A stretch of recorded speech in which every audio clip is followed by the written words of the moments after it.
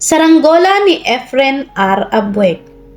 Rading, Pakito, Nelson, pakinggan ninyo ang kwentong ito. May isang 8 taong gulang na batang lalaki. Humiling siya sa kanyang ama ng isang guryon. Anak, ibibili kita ng kawayan at papel. Gumawa ka na lamang ng saranggola. Wika ng ama. Hindi ako marunong, tatay, anang batang lalaki.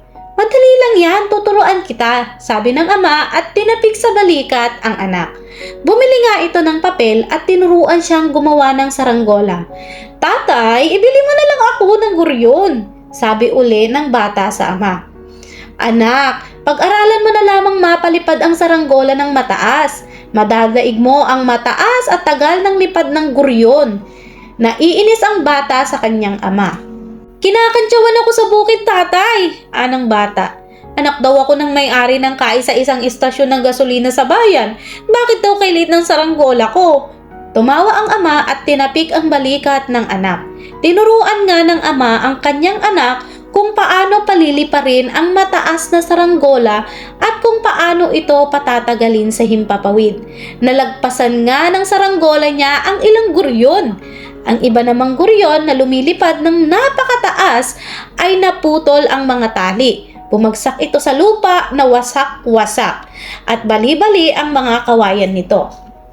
Tignan mo, hindi nasira, nagmamalaking wika ng ama. Kung guryon yan, nawasak na dahil sa laki. Kaya tandaan mo, ang taas at tagal ng pagpapalipad ng saranggola ay nasa husay, ingat at tiyaga. Ang malaki ay madali ngang tumaas pero kapag nasa itaas na, mahirap nang patagalin doon at kung bumagsak, laging nawawasak. Nakalimutan ng batang iyon ang patungkol sa saranggola nang maging 14 anyos na siya. May iba na siyang hilig, damit, sapatos, malaking baon sa eskwela at pagsama-sama sa mga kaibigan. Anak, 2 sapatos lamang ang gagamitin mo sa pasukang ito. Kung masira ay saka na lamang papalitan. Magtipid ka rin ng pera at huwag kang gasta ng gasta. Hindi madaling kitain ng salapi, paalala ng kanyang ama. Kawawa nga ako, tatay, katwiran ng bata. Anak ako ng tanging may-ari ng estasyon ng gasolina at masishap sa bayan natin. Pero ang itsura ko, parang anak ng pobre. Disente ka naman ah. Malinis ang damit mo. Gusto ko naman sa mga gamit sa eskwela at gusto ka rin sa pagkain. Hindi dapat sobra ang mga pangangailangan ng isang kabataang tulad mo. Hindi natututunan ng pagtitipid. Hindi naunawaan ng bata ang paliwanag ng ama at nagkaroon siya ng hinanakit dito. Tinitipid siya sa lahat ng bagay. Hinigpitan sa pagsama-sama sa mga barkada at madalas pinatatao sa estasyon ng gasolina at pinatutulong sa machine shop kung araw ng walang klase. Pinahihirapan talaga ako ng tatay. Puno ng hinanakit ang tinig na pagsusumbong ng bata sa ina. Kaisa-isa pa naman akong anak, ngunit ang turing niya sa akin ay parang ampon. Hindi totoo ang sinasabi mo, anak. Malumanay na sansala ng kanyang ina sa anak. Alam mo, mataas ang pangarap niya para sa iyo. Bakit? Ano bang gusto niya para sa akin? Ibig niyang maging mahusay kang inhinyero. Hindi na kumibo ang bata at hindi rin napawi ang hinanakit niya sa ama. Gayunman, hindi siya makapaghimagsik dito. Iginagalang niya ito at pati na rin ang kanyang ina. Nang 18 na siya, napagkaisahan ng kanyang mga barkada na kumuha sila ng commerce. Mabuti yon, magsama-sama na tayo sa isang universidad, mungkahi ng isa sa 5 magkakaibigan. Pumayag sila, ngunit nang kausapin ang ama, tumutol ito. Inoobserbahan kita, anak. Hindi mo hilig ang commerce. Palagay ko, mechanical engineering ang bagay sa iyo. Tanungin mo ang iyong ina. Masama man ang loob, sumangguni pa rin siya sa ina. Hindi sa kinakampihan ko ang iyong ama, anak. Pero sa tingin ko, engineering nga ang bagay sa iyo. May machine shop tayo. Sino ba ang magmamana niyon kundi ikaw? Nasunod ang kanyang ama at napilitan siyang tumiwalag sa kanyang barkada. Napag-isa siya sa pag-aaral sa lungsod at ngayon binata na siya. Hindi na hinanakit kundi paghimagsik sa ama ang kanyang nadarama. Ayoko nang mag-aral, hinay, sabi niya sa kanyang ina nang dalawin siya nito sa dormitoryo. Tipid, pagtitiis, kahihiyan lamang ang dinaranas ko rito. Bakit ako ginaganon ni Itay? Gusto ba niya akong nahihirapan? Pinayapa ng kanyang ina ang kanyang kalooban. Magtiwala ka sa amin, anak. Wala kaming gagawin ng iyong ama kundi makabubuti sa iyong hinaharap. Makabubuti ba sa akin ang magmukhang basahan at magdildil ng asin? Makabubuting matuto kang magtiis. Pagkatapos mo naman ng pag-aaral at magtatagumpay ka na sa hanap buhay, magiging magaan na sa iyo ang lahat. Bakit kailangan ko pang magtagumpay? Hindi ba't ipamamana ninyo sa akin ni Itay ang ating kabuhayan? Totoo iyan, anak. Pero paano mo mapapaunlad ang ating kabuhayan kung hindi mo alam ang mga hirap ng pagtatayo niyan? Hindi maintindihan ng binata ang sinabi ng kanyang ina, subalit naisip niyang makapagtitiis pa siya. Isusubsob na lamang niya ang ulo sa pag-aaral. Nakatapos naman ng inhinyero ang binata. Hindi siya pangunahin sa klase, ngunit sa pagsusulit sa gobyerno, nakabilang siya sa nangungunang unang 20. Ngayon, anak, bibigyan kita ng 50,000 piso. Gamitin mo sa paghahanap buhay. Sabi ng kanyang ama nang makuha na niya ang lisensya bilang mechanical engineer. Namangha siya. Akala ko, ako na ang hahawak ng ating masinsya pagkatapos ko ng pag-aaral, nawika niya sa ama. Bata pa ako, anak. Kaya ko bang mag-asikaso ng hanap buhay na iyan? Saka ibig ko, magpundar ka ng sariling negosyo. Mabuti na yung makatayo ka sa sarili mong paa. Tinanggap niya ang halagang pinagkaloob ng ama. Humiwalay na rin siya ng tirahan sa mga magulang. Alam kong malaki ang hinanakit mo sa iyong ama. Gayunman, ibig kong isaisip mong ang kinabukasan mo ang lagi niyang inaalala. Ngunit may lason na sa kanyang isip. Hindi na siya naniniwala sa sinabi ng kanyang ina. Naging lubos ang paghihimagsik niya sa kanyang ama. Nagtayo siya ng lubos ang paghihimagsik niya sa kanyang ama. Nagtayo siya ng isang machine shop sa dulo ng kanilang bayan. Agad-agad siyang pinagsadya ng kanyang ama. Bakit hindi pa sa 3 bayan ka nagtayo ng machine shop? Magkukompetensya pa tayo rito. Akala ko ba'y ako na ang bahala sa buhay ko, Itay? Natigilan ng kanyang ama, saka napapailing, nag-iwan pa ito ng salita bago limusan. Kung sa bagay, mabuting magturo ang karanasan.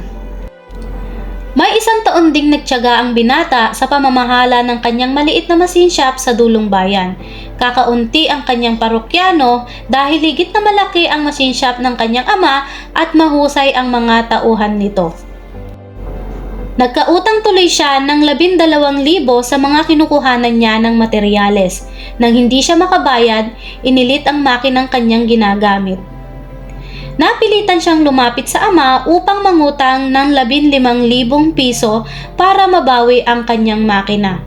Nabigyan na kita ng pang-umpisang puhunan. Hindi ka sumunod sa mungkahi ko na umiwas sa kompetisyon. Subukan mo namang maghanap ng puhunan sa sarili mong pagsisikap. Noon nagsiklab ang binata, nakalimutan niya ang paggalang. Dumabog siya sa harap ng ama. Ano kayong klaseng ama? Bakit ninyo natitiis ang inyong anak? Kasiyahan ba ninyong makitang nahihirapan ako?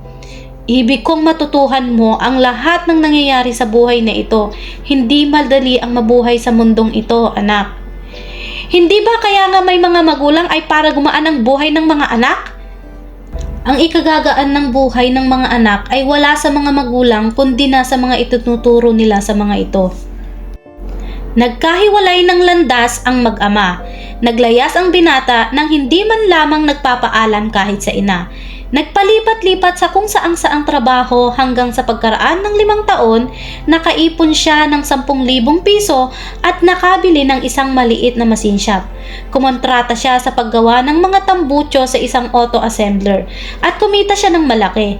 Sa loob ng 3 taon, gumawa na rin ang machine shop niya ng parte ng kotse. Ang dugo ay dugoan ng kasabihan, kaya dinadalaw ang lalaki ng kanyang may edad na ina. Isang araw, dumating sa kanilang bahay.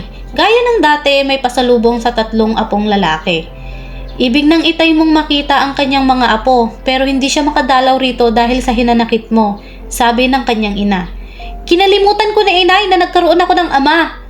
Umiyak ang kanyang ina. Kung gayon, baka hindi na kayo magkita, anak. Nawika nito bago umalis. Sa tindi ng hinanakit, hindi na rin niya binigyang halaga ang bulalas na iyon ng kanyang ina. Nagpakasubsob siya sa trabaho, naghanap pa ng mga bagong kontrata hanggang sa loob ng 2 taon ay kilala na ang kanyang machine shop sa Pasay. Isang araw, hindi niya dinatnan ang kanyang asawa at ang 3 anak sa bahay. Nasaan sila? Usig niya sa katulong. Umuwi ho uli sa probinsya. Patawarin daw po ang iyong ama. Umuwi uli? Bakit? Lagi ba sila roon? Tumango ang tinanong na katulong. May 2 taon na pong regular silang nagpupunta roon. Dinadalaw ang inyong matandang ama. May puot na sumiklab sa kanyang dibdib. Nanigas siya sa galit. Ngunit sa pagkaunawang patawarin ang kanyang ama, nabaling sa kanyang isip ang masasayang sandali sa piling nito. Nagunita niya ang pagpapalipad nila ng saranggola. Wala sa laki ng saranggola ang pagpapalipad at pagpapatagal niyon sa itaas. Nasa husay at tiyaga at ingat iyan. Magdamag siyang hindi mapalagay. Lagi niyang naiisip ang sinabing iyon ng kanyang ama. Kinabukasan, sakay ng kanyang kotse, nagbalik siya sa bayang Sinilangan. Patay na siya! Bulalas ng kanyang asawang umiyak sa kanyang dibdib. May nabugnos na muog sa kanyang puso. Nahalinhan ng pagsisisi ang hinanakit. Nilapitan niya ang ina at sa pagyakap dito, umiyak siya ng marahan. Kasamang nagdadalamhati ang lahat ng himaymay ng kanyang laman. Huwag kang umiyak. Namatay siyang walang hinanakit sa iyo, anang kanyang ina. Walang hinanakit? Oo anak, dahil natupad na ang pangarap niya. Nasa itaas ka na at sabi niya sa akin, pati na rin sa asawa mo, nakatitiyak siya na makapananatili ka roon. Nang lapitan niya ang kabaong ng ama at tunghayan ang mga labi nito, parang lumundag ang kanyang puso at humalik sa pisngi ng yumao. Kasunod niyon, nagunita na naman niya ang pagpapalipad ng saranggola. Wala sa laki ng saranggola ang pagpapalipad at pagpapatagal niyon sa itaas. Hayaan mo, tuturuan kita, paliwanag ng ama. Rading, Pakito, Nelson, tandaan ninyo ang kwentong iyan. Kwento namin yan ng inyong namatay na lolo. Kwento naming 2.